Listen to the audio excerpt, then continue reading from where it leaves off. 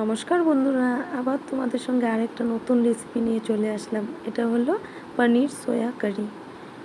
এটা বানাতে লাগবে, আমি সোয়া আর আলুটাকে ভালো করে সিদ্ধ করে রেখে দিয়েছি। এদিকে পনির আর এদিকে মশলা রেডি করার জন্য পেস্ট বানাবো।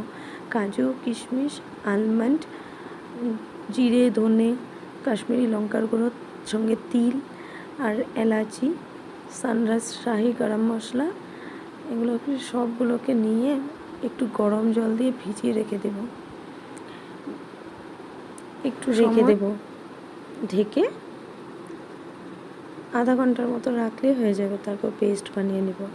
পেস্টে এগুলোকে দিলাম, এগুলোর সঙ্গে আরও দেব কাঁচা লঙ্কা, টমেটো আর আদা। এটা খেতে যাও দুর্দান্ত হয়েছে না, তোমাদের কি বলবো। তোমরা নিজে বানিয়ে যখন খাবে তখন আমাকে কমেন্ট করে জানাবে, দেখবে। তারপর এদিকে কড়াই তেল গরম হয়ে গেলে তেলটা একটু বেশি করে দেব, সাদা তেল দেব অবশ্যই। তারপর সয়াবিন আর আলুটাকে লবণ হলুদ দিয়ে ভালো করে ভেজে নিলাম। ভেজে এবার রেখে পনিরগুলোকে ভেজে নিলাম হলুদ লবণ দিয়ে।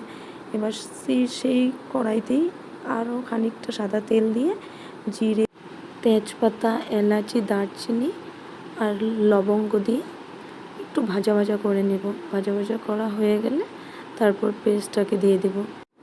পেস্টটাকে দেওয়া হয়ে গেলে তারপর সেখানে একটু লবণ আর একটু হলুদ দিয়ে ঢাকা দিয়ে একটু ভালো করে রান্না করে নেব, যতক্ষণ না পর্যন্ত তেলটা একটু বের হয়ে আসছে।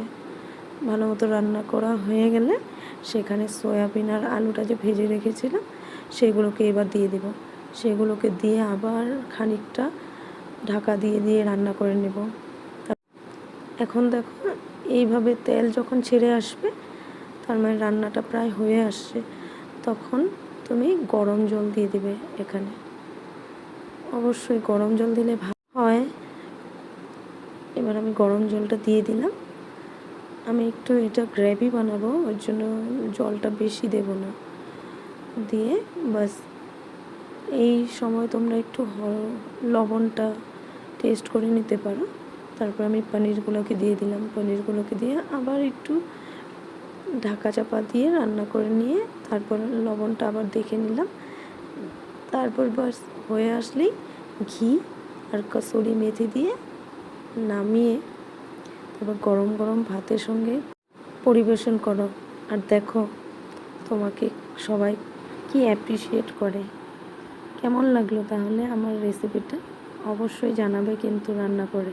আর যদি তোমাদের আমার ভিডিওগুলো ভালো লেগে থাকে তাহলে অবশ্যই লাইক, কমেন্ট